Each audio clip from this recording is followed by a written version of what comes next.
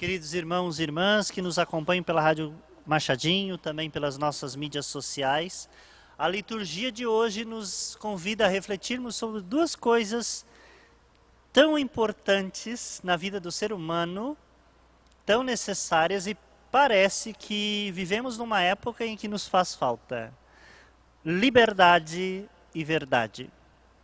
Na primeira leitura da profecia de Daniel, nós vemos o povo hebreu no exílio tendo que adorar os deuses daqueles que os exilaram. O rei decretou que todos deveriam se prostrar diante das imagens dos deuses para adorá-los. E 3 jovens, com muita liberdade, e aqui esses jovens, nessa tradução litúrgica, nós vemos esses nomes gregos, né? Sidraque, Misaque e Abidênago, que tem correspondência no hebraico em Misael, Ananias e Azarias. São 3 jovens que se decidem, eles foram levados, né, para o exílio, mas eles decidem: nós não vamos cultuar outro Deus que não seja o nosso Deus, aquele Deus que nos deu a vida, aquele Deus que nos formou, aquele Deus que não nos abandona, mesmo no momento de exílio, mesmo no momento de dificuldade.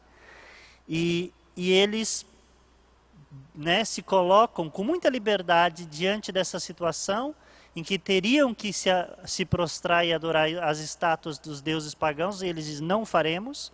E aí, por decreto, o rei manda amarrá-los e colocá-los dentro de uma fornalha. E aí é interessante porque, de fora, o rei vê os 3 jovens andando entre as brasas, entre o fogo, e nada acontece com eles. E o rei fica tão admirado e diz: mas nós não colocamos 3 jovens bem amarrados ali? Por que eu estou vendo 4 pessoas caminhando lá dentro? E o texto diz, né, o anjo do Senhor desce, né, no mesmo instante que eles são colocados aí dentro dessa fornalha. E aí, neste momento, o rei Nabucodonosor, ele se converte, né, e é bonita a exclamação dele, né: bendito seja o Deus, né, de Misael, Ananias e Azarias, que enviou seu anjo, libertou seus servos, que puseram nele a sua confiança e transgrediram o decreto real, preferindo entregar suas vidas a servir e adorar qualquer outro Deus que não fosse o seu Deus. Oxalá cada um de nós também tivesse essa liberdade, né, de transgredirmos para fazermos a vontade de Deus. Meus irmãos, quando a gente fala de liberdade, às vezes a nossa consciência é muito limitada. Nós estamos aí há pouco mais de 2 semanas vivendo um isolamento social. E aí a gente começa a reclamar porque a gente não tem liberdade de ir e vir, se nós moramos num país livre e nós temos liberdade de ir onde a gente quiser. A liturgia de hoje está falando de uma outra liberdade, uma liberdade bem mais plena do que simplesmente decidir: lá eu vou e lá eu não vou. Aqui está falando na liberdade de fazer escolhas para a vida inteira, coisa que muitas vezes nós não somos livres. E aí, complementando, né, essa dimensão da liberdade, é o que Jesus fala no Evangelho. Às vezes nós somos escravos, nós não somos livres. E somos escravos de algumas coisas que realmente nos prendem e que não nos deixam verdadeiramente fazer boas escolhas na vida. Jesus aqui fala da liberdade, né? Nós somos escravos do pecado. Ou seja, se nós pecamos é porque nós dependemos do pecado ou queremos depender dele. Se nós pecamos é uma escolha, né? Todo pecado é uma escolha. Por isso que é preciso de arrependimento, é preciso de conversão, é necessário a reconciliação. Por quê? Porque Pecar é um ato de liberdade que nós fazemos. Nós escolhemos fazer a coisa errada quando deveríamos fazer a coisa certa. E aqui Jesus está falando justamente para aqueles que já tinham se convertido à sua palavra. E aí Jesus está dizendo, olha, se vocês realmente acreditassem, né, naquilo que eu digo, vocês seriam livres. Né? Porque vocês conheceriam a verdade, e esta verdade é que libertaria vocês. E aí eles dizem assim, mas nós nunca fomos escravos, nós somos descendentes de Abraão. Só que se nós olhamos na história do povo hebreu, por muitas e muitas vezes o povo foi escravo. Foram escravos da idolatria, foram escravos do pecado, foram escravos no Egito, foram escravos na Babilônia, foram escravos na Síria, foram escravos no tempo de Jesus do Império Romano. Então, o pior cego é aquele que não quer ver, não é? Eles sabem que são escravos, têm consciência da sua escravidão, porém não admitem.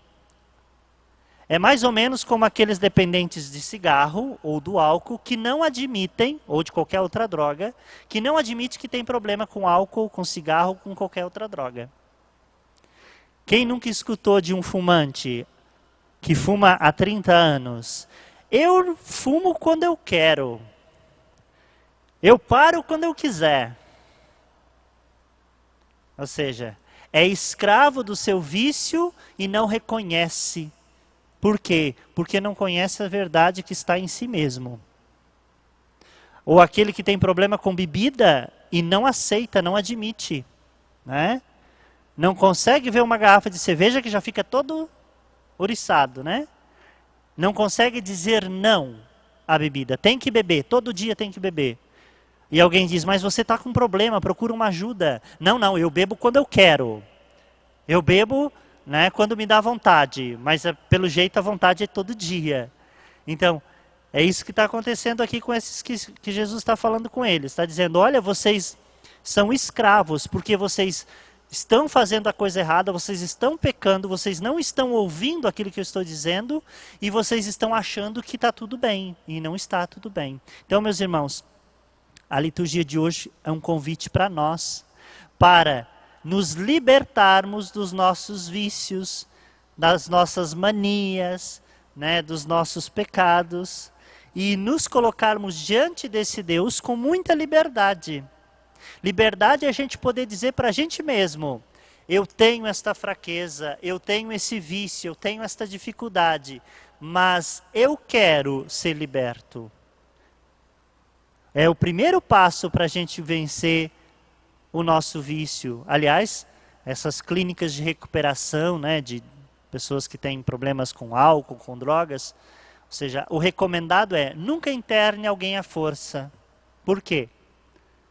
Porque se a pessoa vai ser internada à força, ela não vai conseguir sair do vício. Por quê?